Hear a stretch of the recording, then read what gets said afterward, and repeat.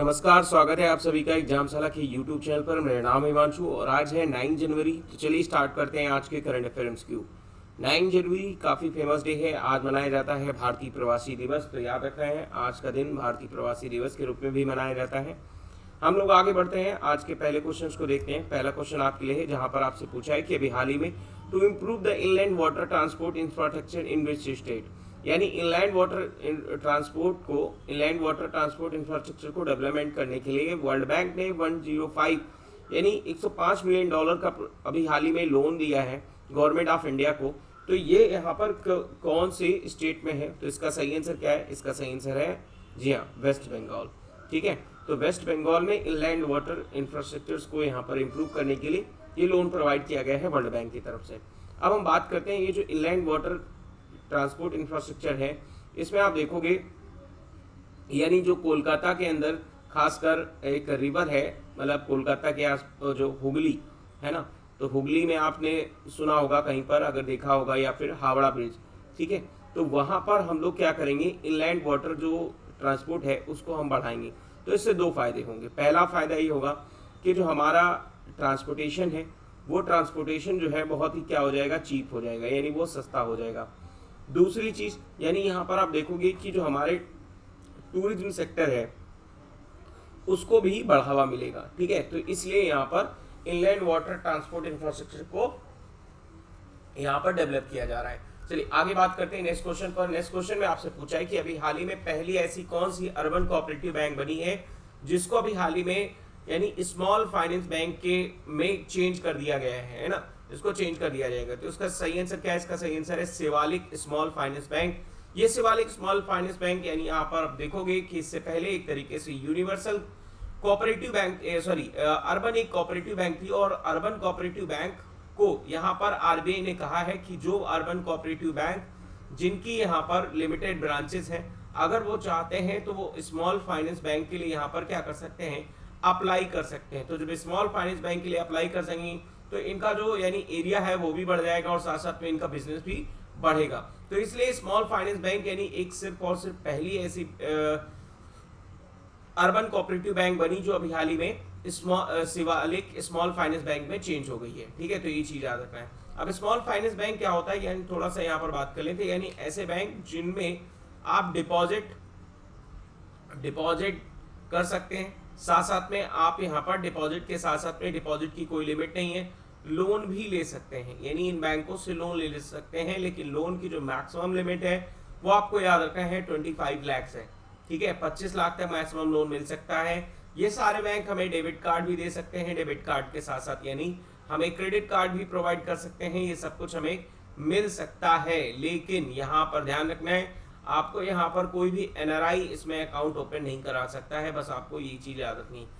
चलिए आगे बात करते हैं नेक्स्ट क्वेश्चन पर। नेक्स्ट क्वेश्चन में आप पूछा कि डीआरडीओ ने भी हाल ही में एक एमओयू साइन किया है किस स्टेट की मेट्रो के साथ implementation of advance bio digester MK second technology in the metro rail network. ठीक है, तो इसका सही आंसर क्या है? इसका सही आंसर है महाराष्ट्र मेट्रो, यानी महाराष्ट्र मेट्रो के साथ एमके टेक्नोलॉजी यहाँ पर इंप्लीमेंट करने के लिए डीआरडीओ ने एमओयू साइन किया है।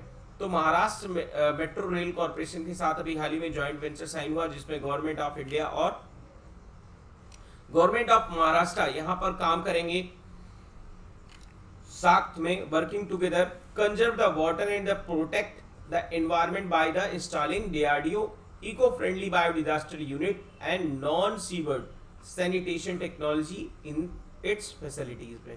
ठीक है, तो ये चीज याद रखना है कि अभी हाल ही में महाराष्ट्र मेट्रो के साथ में ये एमओयू साइन किया गया है। आगे बात करते हैं नेक्स्ट क्वेश्चन पर। नेक्स्ट क्वेश्चन में आपसे पूछा कि हाल ही में कि आरबीआई ने लीगल एंटिटी आइडेंटिफायर सिस्टम यहाँ पर इसके लिए क्या किया है, पेमेंट ट्रांजैक्शंस के लिए कौन सी वैल्यू यहाँ पर निर्धारित की है। ठीक है, तो इसका सही आंसर क्या है? 50 करोड़ रुपीस। क्या है इसके बारे में हम लोग समझते हैं। देखिए, रिजर्व बैंक ऑफ इंडिया ने डिसाइड किया है कि अब लीगल एंटिटी आइडेंटिफायर यहाँ पर सिस्टम इंट्रोड्यूस किया जाएगा। ये कब से इफेक्टेड होगा? 1 अप्रैल से इफेक्टेड होगा। इसमें क्या होगा कि जो भी पेमेंट ट्रांजैक्शन हो रहे हैं up to value of ₹50 crore and above, तो इसमें क्या होगा कि जो एंटिटीज हैं, नॉन इंडिविजुअल्स हैं, वो सभी यहाँ पर क्या होंगी, एक तरीके से सेंट्रलाइज पेमेंट सिस्टम का एक हिस्सा होंगी। ठीक है, यानी उनकी अलग से एंटिटी की जाएगी। ठीक है, तो वो हम ये कह सकते हैं कि जो लीगल एंटिटी आइडेंटिफायर है ये एक तरीके से 12 डिजिट का नंबर होगा जो यूज होगा एक तरीके से यूनिकली आइडेंटिफाइड पार्टीज के लिए जो यहाँ पर फाइनेंशियल ट्रांजेक्शन करती हैं वर्ल्ड वाइड में, है ना। तो कोई भी बड़ा ट्रांजेक्शन हो रहा है तो उसके लिए यहाँ पर लीगल एंटिटी आइडेंटिफायर यूज किया जाएगा। चलिए आगे बात करते हैं नेक्स्ट क्वेश्चन पे। नेक्स्ट क्वेश्चन में आपसे पूछा है कि किस बैंक ने अभी हाल ही में साइन किया है एग्रीमेंट किसके साथ में, इंडियन आर्मी के साथ में, to provide the banking service to the personnel of the force. ठीक है, तो इसका सही आंसर क्या है, बंधन बैंक।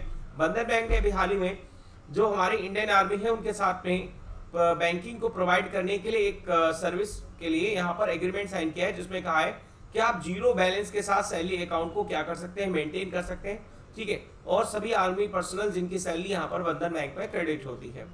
चलिए आगे बात करते हैं नेक्स्ट क्वेश्चन पर। नेक्स्ट क्वेश्चन में आपसे पूछा है कि आंध्र प्रदेश और मध्य प्रदेश इन दोनों को अभी हाल ही में फर्स्ट पेयर में क्या मिला है, वन नेशन वन कार्ड के लिए यहाँ पर एक एडिशनल फाइनेंशियल असिस्टेंट मिला है। ठीक है, तो इसका सही आंसर क्या है, उनको कितना अमाउंट मिला है, तो इसका सही आंसर है 1004 करोड़ रुपीस यहाँ पर मिले हैं।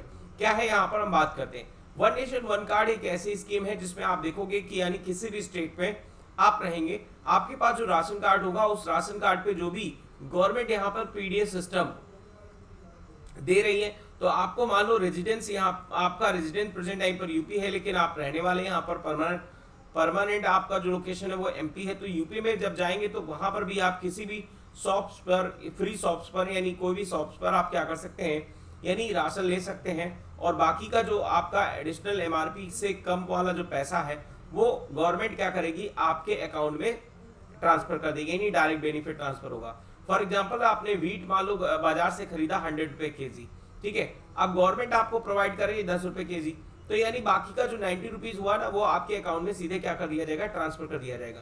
तो इसलिए यहाँ पर पीडीएस सिस्टम को थोड़ा सा मॉडर्नाइज करने के लिए, वन नेशन वन कार्ड को यहाँ पर इम्प्लीमेंट करने के लिए गवर्नमेंट को, स्टेट गवर्नमेंट को यहाँ पर कुछ एडिशनल फंड की रिक्वायरमेंट है, तो इसलिए यहाँ पर ये फाइनेंशियल असिस्टेंट गवर्नमेंट के द्वारा, सेंट्रल गवर्नमेंट के द्वारा प्रोवाइड किया जा रहा है ना। अभी हाल ही में 2 नेशंस को ऐसा मिला है।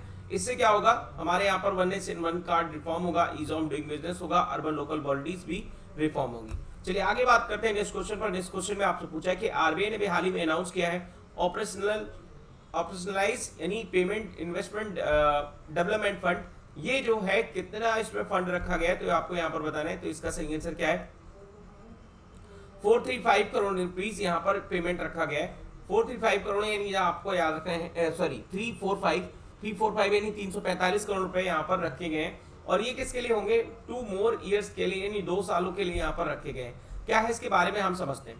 देखिए क्या है कि यानी जो भी पेमेंट इन्वेस्टमेंट डेवलपमेंट फंड है इसका क्या यूज होगा, तो ये यूज होगा यानी इसमें जो भी पैसा रखा गया है ये जो है आरबीआई इस पैसे को क्या करेगी, आरबीआई इस पैसे को बैंकों को देगी।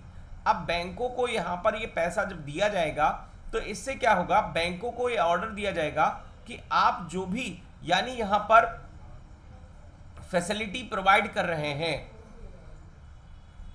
जो भी फैसिलिटी प्रोवाइड कर रहे हैं कस्टमर को पेमेंट्स रिलेटेड, जैसे आपका यहाँ पर डेबिट कार्ड है, जैसे यहाँ पर मान लो आपका क्रेडिट कार्ड है, कोई भी यहाँ पर आप देखोगे कार्ड वगैरह है, तो इससे क्या करेंगे आप, डेबिट कार्ड क्रेडिट कार्ड है ना, तो इनमें क्या होगा कि इनका जो ट्रांजैक्शन फीस है यानी इन सभी का ट्रांजैक्शन जो फीस है वो कम किया जाए। जब ट्रांजैक्शन फीस कम किया जाएगा तो यानी ये जो पर्सन है वो ज़्यादा से ज़्यादा यहाँ पर पेमेंट्स को यहाँ पर अडॉप्ट करेगा। ये खासकर यहाँ पर कहा गया कि जो हमारे नॉर्थ ईस्ट एरिया है वो नॉर्थ ईस्ट एरिया में यहाँ पर इंप्लीमेंट करने के लिए कहा गया है। ठीक है, आगे बात करते हैं नेक्स्ट क्वेश्चन पर। नेक्स्ट क्वेश्चन में आपसे पूछा कि हाल ही में वर्ल्ड बैंक ने कहा है कि जो इंडिया की इकोनॉमी है 2021 में 9.6% कॉन्ट्रैक्ट करेगी, लेकिन नेक्स्ट फाइनेंशियल ईयर में यानी ये कितने % रिकवर होने की संभावना है, तो इसका सही आंसर क्या है, 5.4% यहाँ पर रिकवर होने की संभावना है नेक्स्ट फाइनेंशियल ईयर में।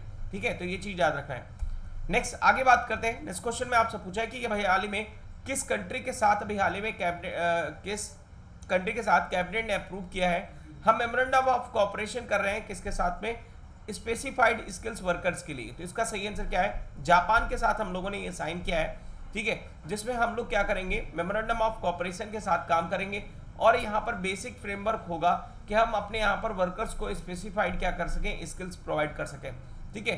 तो यहाँ पर proper operation to the of the system and parenting to the specified skills workers के लिए यहाँ पर एक मेमोरेंडम ऑफ कोऑपरेशन साइन किया गया है।